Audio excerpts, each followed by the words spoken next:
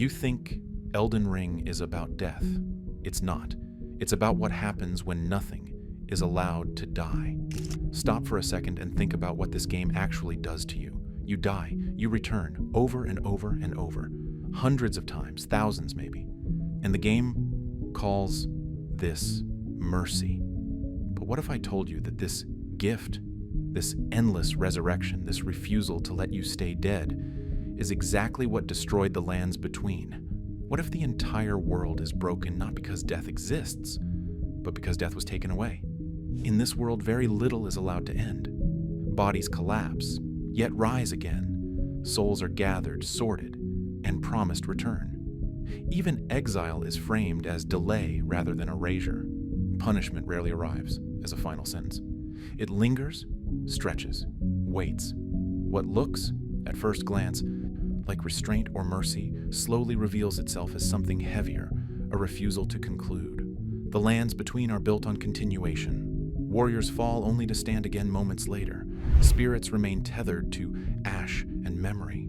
Corpses are guided toward roots instead of graves. This is not chaos. This is design. A world where loss is managed rather than accepted. And at the center of that design is a quiet assumption that endings are dangerous, that to let something truly die is to surrender control. So, instead, pain is regulated. Failure is postponed. Guilt is archived. The system does not ask whether suffering should exist, only how long it can be sustained without breaking the order that contains it. This is not a story about cruelty disguised as kindness. It is about mercy transformed into infrastructure, and what happens when a world is built to preserve everything except release. If this structure were merely inefficient, it could be ignored. But its consequences reach into every corner of the world. Think about what you've seen in this game. Really think about it. When nothing is permitted to end, everything is forced to endure. The weak do not escape suffering, they inherit it. The strong do not resolve conflict, they administer it. Victory doesn't bring peace, it brings responsibility for managing the defeated. This system reframes violence as maintenance. War becomes cyclical instead of decisive. Battles repeat themselves across generations, never truly won, never truly lost. Punishment becomes indefinite instead of corrective. Those deemed unfit are not erased nor redeemed, but stored, kept alive, kept present, kept manageable. Mercy in this form is not an act of compassion. It is a method of containment. For those living beneath it, this means a life without closure. Grief never finishes its work. You've seen the spirits throughout the world, trapped, repeating the same moments, unable to move on because the system won't let them. Guilt never reaches absolution. Even rebellion is absorbed and repurposed, stripped of finality. To resist is not to risk death, but to risk being trapped in a state worse than it. Endless consequence without conclusion. And for the world itself, the cost is time. History cannot move forward when its failures are never allowed to collapse. Old sins are not buried. They accumulate.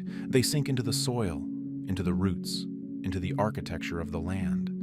What was meant to preserve order instead ensures that decay becomes permanent.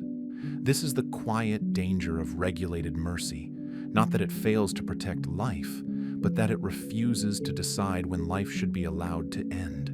To understand how this world reached such a state, you have to look past individual events and toward the structure that holds them together. The Golden Order is often described as a faith or a doctrine, but it functions more like an administrative system. It does not exist to judge morality. It exists to regulate existence. At its core is a redefinition of death itself. Death is no longer an ending that resolves life's contradictions. It is a process that can be delayed, redirected, or denied. The dead are not meant to disappear. They are meant to return through roots, through grace, through cycles that promise continuity. Burial is not about rest. It is about reintegration. You've walked through those catacombs. You've seen the bodies lined up near roots. Did you think that was reverence? That was processing. Those aren't tombs. They're cues. This logic reshapes everything built atop it. Laws are not designed to correct behavior, but to preserve stability. Punishment does not eliminate threats. It neutralizes them. Those who cannot be reconciled with the order are removed from visibility rather than destroyed. They are hidden below cities, sealed beyond borders, or bound into roles they can never escape. Even grace itself follows this pattern. It is given, withdrawn, and restored not as a moral reward, but as a regulatory tool. Grace guides, but it also withholds. It ensures that even abandonment carries the implication of return. Nothing is ever fully cast out. What emerges is a world governed less by belief than by risk management, a system built on the fear that finality, true loss, true death, true erasure, would unravel everything it was meant to protect. The Golden Order doesn't reject cruelty out of compassion. It rejects finality out of fear. When this structure is examined through its most visible events, its intent becomes clearer. The great wars of this world rarely conclude with extinction. Enemies are defeated, but not erased. Victors inherit responsibility rather than relief. Even conquest is framed as stewardship. Those cast out by the Order are not executed. They are stripped of status, of visibility, of place, and then set aside. Exile is paired with promise. A return is always implied, even if it takes generations. The system does not close doors. It seals them. Entire peoples are handled this way. Giants are reduced to custodians of their own punishment, bound to a task that never ends. The last giant pulls a cart through snow forever, maintaining a flame he didn't light for crimes he may not have committed. Children born with cursed aspects are not slain, but imprisoned, hidden beneath the capital like a shameful archive. The omen aren't killed. They're shackled and stored in sewers, kept alive, but out of sight. Those deemed impure are folded into labor, into service, into silence. Their continued existence is tolerated as long as it remains contained. The misbegotten aren't exterminated. They're enslaved, kept useful, kept visible enough to labor, invisible enough to ignore. Even loyalty is treated with restraint. When champions fall out of favor, they are not destroyed. They are reassigned. Burdens are placed upon them that ensure obedience through obligation rather than fear. Responsibility replaces execution. From the outside, this can look merciful. Few rulers in this world favor slaughter, but seen together, these decisions form a pattern. The goal is not justice, nor forgiveness, nor even peace. It is continuity. Problems are never solved. They are managed indefinitely. Conflicts are not resolved. They are suspended, frozen in place, preserved like insects in amber. This is how the Golden Order survives crisis after crisis. Not by solving problems, but by refusing to allow any single failure to truly end. The deeper consequences of this structure only become visible when its failures begin to overlap. A system built on indefinite preservation cannot easily absorb contradiction. When something breaks, it does not disappear. It remains active, unresolved, and infectious. Nowhere is this clearer than in how death itself begins to malfunction. Bodies persist without souls. Souls wander without rest. Burial rites promise return, yet roots grow swollen with remains that never fully reintegrate. Catacombs overflow. Spirits linger, bound to memories rather than lives. What should have been a closed circuit becomes congested. You've seen this yourself. Every catacomb you enter is full, packed, overflowing with bodies that were supposed to return to the Erd Tree but never quite made it back. The system is backing up like a clogged drain. This is not an accident of decay. It is the logical outcome of a world that refuses to finalize loss. By removing the possibility of true endings, the Order creates a surplus of existence. Too many lives unfinished, too many failures left standing, too many compromises layered atop one another. Over time, these unresolved elements begin to distort the land itself. Corruption does not arrive as an external force. It grows from within the system, nourished by what was never allowed to pass on. Mercy, once intended to preserve stability, becomes a vector for rot. What emerges is a quiet inversion. The structure meant to prevent catastrophe ensures that catastrophe can never fully burn itself out. Instead, it spreads slowly, patiently, through roots, through memory, through inheritance. The world does not collapse all at once. It sinks. This is the hidden cost of a system that values control over conclusion. It does not fail loudly. It fails forever. Look closely at the tools used to suppress rather than kill throughout this game. Shackles that limit power instead of ending life. Seals that bind movement, magic, even growth. Fire is reserved for the rare cases where something must not return. Everything else is restrained, reduced, held in place. Even enemies behave this way. They do not flee to survive. They persist to exhaust you. Resurrection is not framed as defiance, but as expectation. The world assumes continuation by default. Think about every boss you've fought. How many actually die? How many just stop moving, become statues, get sealed away, fade, but never truly vanish? These mechanics are not flavor. They are instruction. They teach you quietly and repeatedly that in this order, mercy does not mean release. It means endurance. Before we part, the Golden Order grows through faith, and this archive is still young. If you'd like to walk alongside it, one quiet gesture is enough. You have my thanks, sincerely. It means persisting until you're no longer a threat, at which point you're stored, not destroyed. The game doesn't just tell this story, it makes you live it. At some point, the question stops being whether this system works. It clearly does. It endures wars, rebellions, curses, even divine absence. The real question is what it requires in order to keep working, because preservation on this scale demands constant denial.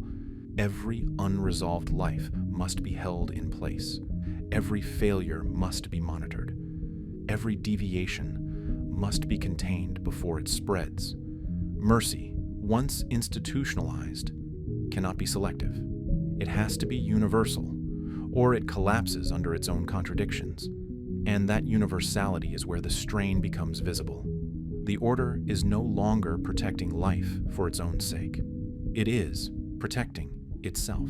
The distinction matters. When mercy exists to sustain a system rather than the people living under it, compassion becomes secondary to stability. The means become the end. This is the moment where intent and outcome begin to diverge, where a design meant to prevent cruelty starts producing it unintentionally, not through malice, but through refusal. Refusal to let go, refusal to end, refusal to accept that some things must be allowed to pass, even if their passing feels like loss. The structure does not crack because it is attacked. It cracks because it cannot stop holding what it was never meant to keep forever. Think about how much weight this system is carrying. Every unfinished war, every unpunished crime, every soul that should have moved on centuries ago, every compromise that was supposed to be temporary but became permanent. All of it held in suspension, all of it accumulating mass, all of it pressing down on the foundations of reality itself.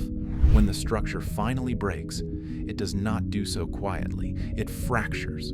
At the one point it was never designed to withstand. True, irreversible loss. The reintroduction of death is not a correction. It is a rupture. A system built to defer endings cannot suddenly accommodate one. When death returns, real death, destined death, it does not restore balance. It exposes how fragile the balance always was.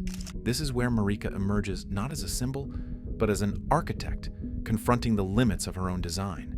Everything she built assumes that suffering can be managed indefinitely, that loss can be postponed until it loses its sting.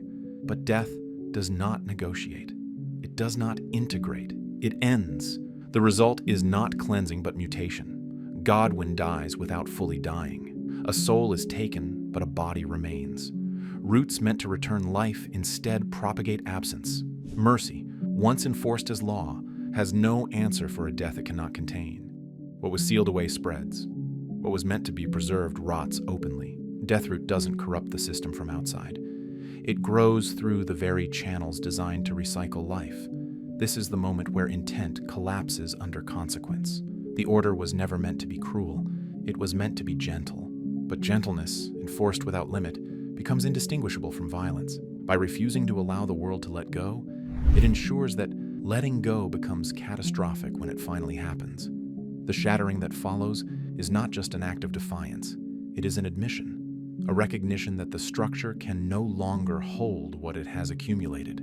That mercy, when stretched beyond its natural limits, does not save a world, it traps it. What remains after the collapse is not clarity, but exposure. With the structure fractured, the world reveals how much it was carrying.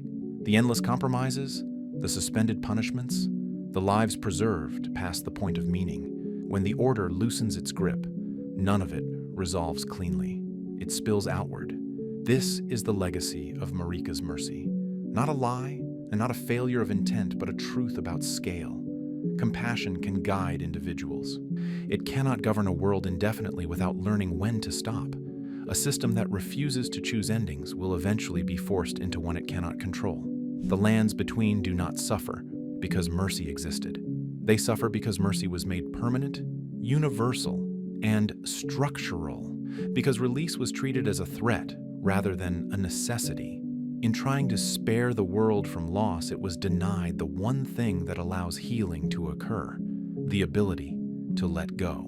And so the task passes to the tarnished, to you, not to restore what was broken, nor to perfect what failed, but to decide what must finally be allowed to end, to accept that some wounds close only when something is laid to rest.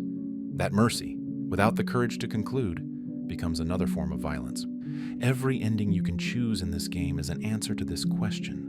Burn it all down. Preserve the order. Create something new.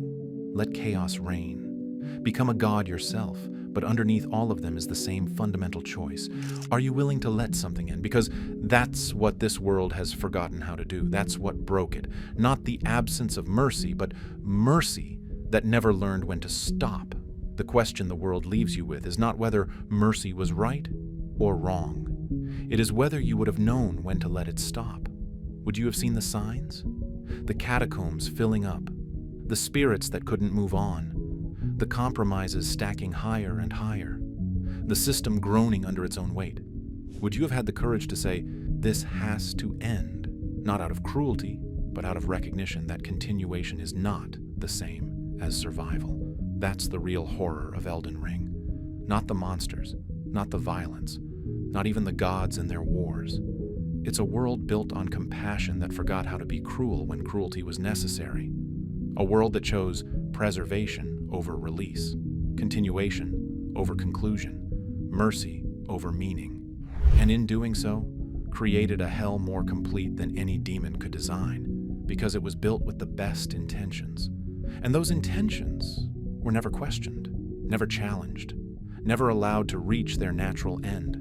So they persisted, and persisted, and persisted, until persistence became the only thing left. You die and return. The game calls it mercy. The world calls it a curse. What do you call it?